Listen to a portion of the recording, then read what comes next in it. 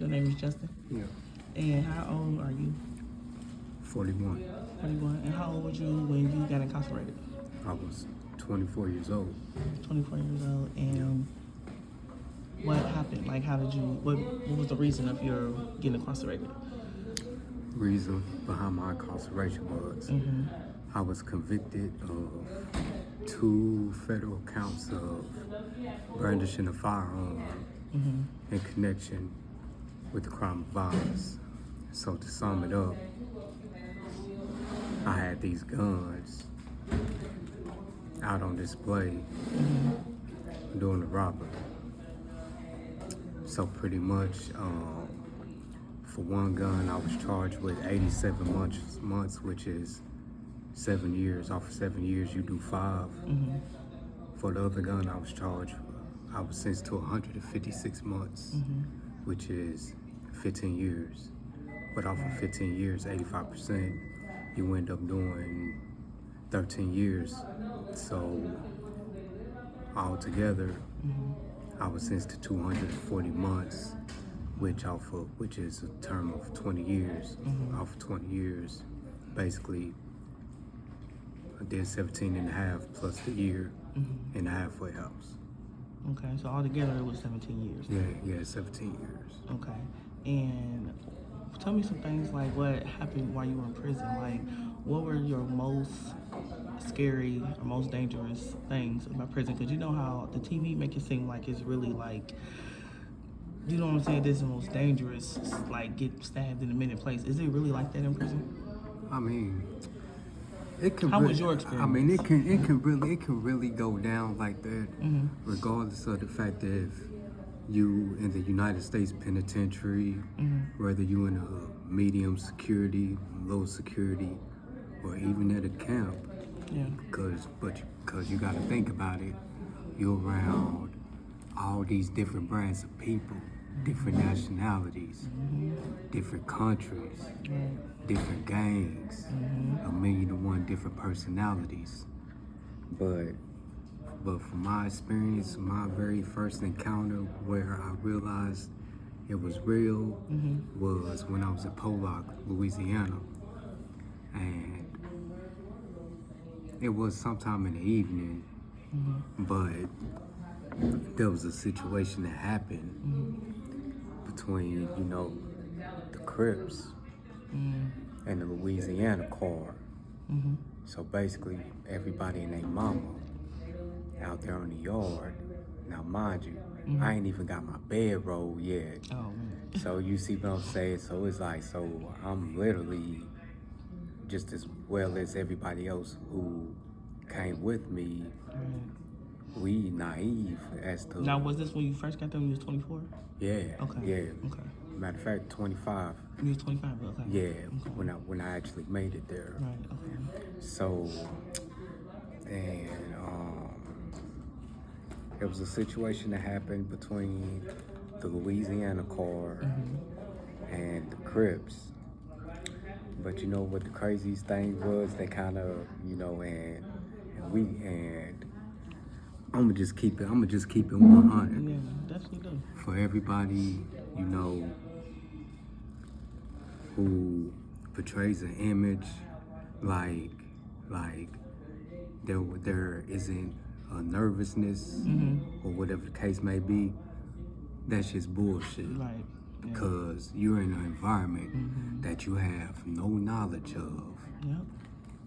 You only seen it on TV, but when the shit hits the fan and you living in that experience, it's a totally different ball game. But I say that to say this, with that situation between the Crips and the Louisiana car, it's actually crazy because you wouldn't believe who I had for a cellie. No, do you mind telling us? Is that okay? A Crip. Okay. Now, do you represent any of that blood Crip thing? Are you in any of that? No, not affiliated. But you end up just being a silly with a Crip. Yeah, with a Crip. And how was that? And it was like when that situation happened, I'm like, in my mind, I'm like, man, like Right. this shit can't be real. You know what I'm saying? Because I know that I was in one of the most bloodiest penitentiaries in the country. Which penitentiary was you in? I was in Pollock, Okay. which is Louisiana. Okay. And for guys that, know about Pollock, Louisiana, that really is not one of the most blessed and fortunate places that you would want to be. So that was actually my first encounter, with the prison life, where I actually realized that, damn, like, I'm in a life-changing, altering environment. Yeah. You see what I'm saying? So it was just basically kind of like, had to take it for what it was. So how did you adjust? Like, how did you adjust to it? Because, it takes a strong mind to get adjusted to something like that, Like, how did you adjust to that being so young and, and you've never been locked up before that, right? No, So, I've bumped my head, But not like, not like, yeah. not like to that extreme. Yeah. No. So how did you adjust? A vital part of my adjustment was I was surrounded by influential men. And what I mean by influential men, these men were actually positive role models, go-to guys, where anything happened, it don't matter if you was Mexican mafia, whether you was a vice lord, whether you was on Midwest time. I was surrounded by actual brothers who were so influential to the point where they can actually talk to the heads of these cars and really actually diffuse these situations. Those were the type of people that I surrounded myself with. Guys that was been in 8 years, had 40 left. You had some that was sentenced to sun up to sundown, meaning life sentences. Yeah. Them was the type of men that actually actively partook in me becoming the man that I evolved to today. Yeah. And did you ever run into any altercations where you got hurt or anything like that, or you didn't have no kind of problems? I've ran into altercations, but it never got to the point where it was physicality involved. But at the same time, you got to remember where you are, and the main objective is to get to the crib, to your family in one piece.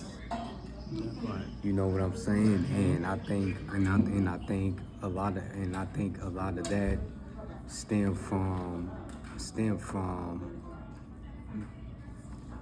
thinking instead of doing. And plus, I think a vast majority of the way that my bid went was because of the type of guys that I surrounded myself with. You surround yourself with niggas that's on bullshit and that's on dumb shit. Even though you're not on that time, you're still guilty by association. And vice versa, you surround yourself with positive role models that's about brothers that was really about doing something and working on themselves. The same effect can happen, but also in a positive manner. Right. And that's out in the real world too, who you affiliate yourself with is who you are and who you become. So that's so true. Yeah, and it's kind of crazy because I was actually watching the day before yesterday. I was on Facebook just scrolling through the reels, and Master P had actually said something. It was and it was so profound. He said that the people or the friends that you hang around with determine your future. No, that's true. That's true, and that's 100. And since you've been out, did you just get out? You said what? When did you get out? I got out January the 14th of this year, 2026. And you got locked up what year? December 29th, 2029. 2009. 2009. Yeah. So how do you feel since you've been out? How have you adjusted to the world since you've been out 4 months ago? I would say that my biggest challenge is getting reacclimated with regular, normal people. I don't take on more than I could chew. I don't play catch up. I don't try to make up for lost time.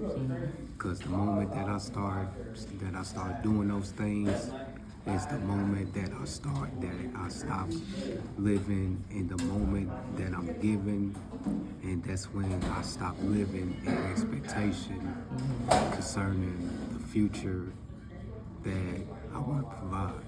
Right. And what is something that you would tell your 24, 25-year-old self, since you learned and been through everything you've been through? What would you tell your 24 and 25-year-old self? Man, if I could tell my 24-year-old self, man, for real, I would have told myself